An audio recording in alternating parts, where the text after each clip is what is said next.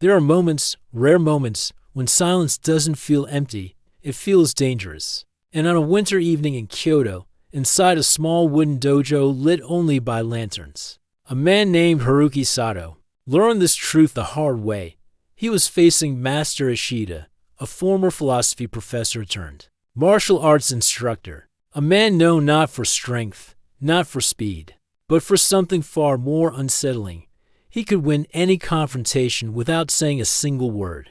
And that night, Haruki would learn why. Because silence, as Nietzsche understood, is not the absence of power. It is the density of it. Haruki was a rising star in Aikido, skilled, quick, young. But he had one flaw. He reacted to everything: a glance, a provocation, a challenge, a whisper. His emotions were public property, accessible to anyone who poked hard enough. And Master Ishida saw it. One day, Ishida asked Haruki, "Why do you speak so quickly? Why do you explain so much?" Haruki froze. He didn't know. Because, Ishida continued, "You fear silence." Then Ishida said something that shattered Haruki's pride. "If you wish to win without words, first learn to remain unmoved." Haruki's training would soon reveal one of Nietzsche's most misunderstood truths. For Nietzsche, power was never about dominance over others. It was about mastery over oneself.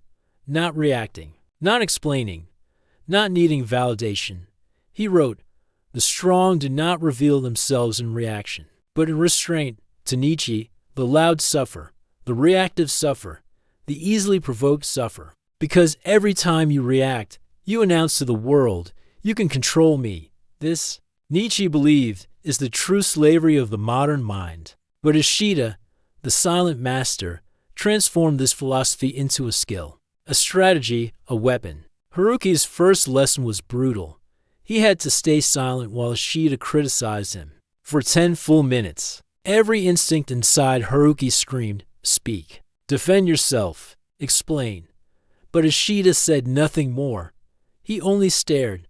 The silence grew heavier and heavier, until Haruki's heartbeat was louder than his thoughts. Finally, Ishida whispered, "That pain you feel right now, that discomfort, that is your weakness leaving your body. This is what modern psychology calls the ego's panic response. When we are silent, the ego loses control, insecurities surface, fear of judgment explodes, and the mind begs for noise." But Nietzsche believed that only those who conquer silence can conquer themselves, and Haruki was beginning to understand. Here's the truth: most people don't fear confrontation. They fear silence. Inside confrontation, because silence reveals intentions, strips away masks, exposes insecurity, and forces the other person to confront themselves. This is why interrogators use silence. Why lawyers pause. Why leaders pause. Why ancient samurai paused. Silence is not passive. Silence is pressure. And the one who can withstand pressure controls the room. Nietzsche wrote, "The one who remains calm amidst chaos holds the true power." But silence is only deadly when matched with another weapon: presence. Master Ishida had a presence that could freeze a room. He didn't posture. He didn't stare aggressively. He didn't puff his chest. He simply was a still mountain, unshakable, unmovable.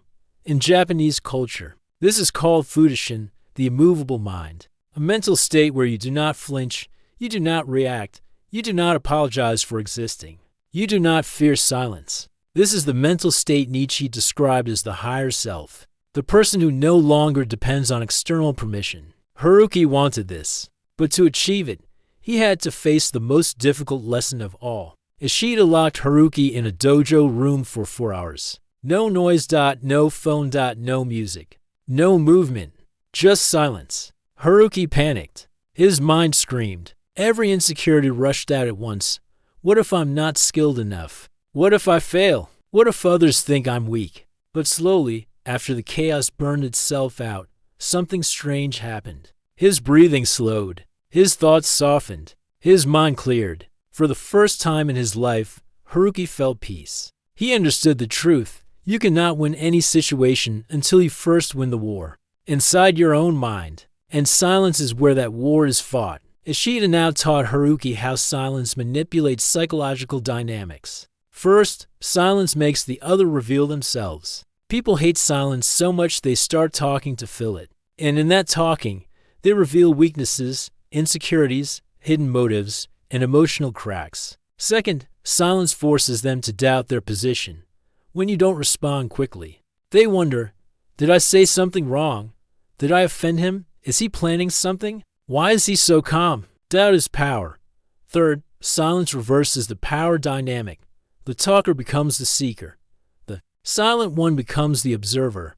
This flips the hierarchy instantly. Nietzsche wrote, "A calm mind is a king upon a throne." And Haruki was learning how to sit on that throne. One day, a visiting fighter named Dago entered the dojo loud. Aggressive, overconfident. He challenged Haruki publicly. Haruki felt fear rise in him, but he remembered Ishida's teachings. Do not react. Do not explain. Do not speak. Just observe. Dago walked up to him, face to face, trying to provoke a response.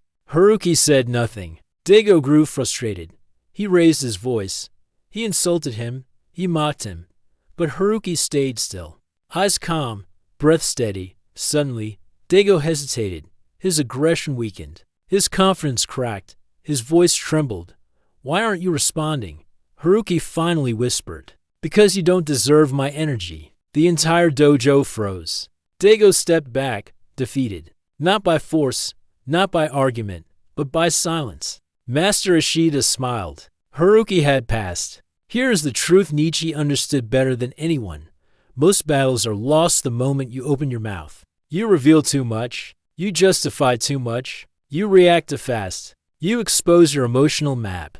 But the one who masters silence masters himself. And the one who masters himself wins. Without speaking, without arguing, without proving a thing. This is what Nietzsche called the sovereign individual, a human being whose power is internal, unreachable, unshakable. Like Haruki, like Ishida, like every person who learns this truth, silence is not the absence of power. It is the proof of it.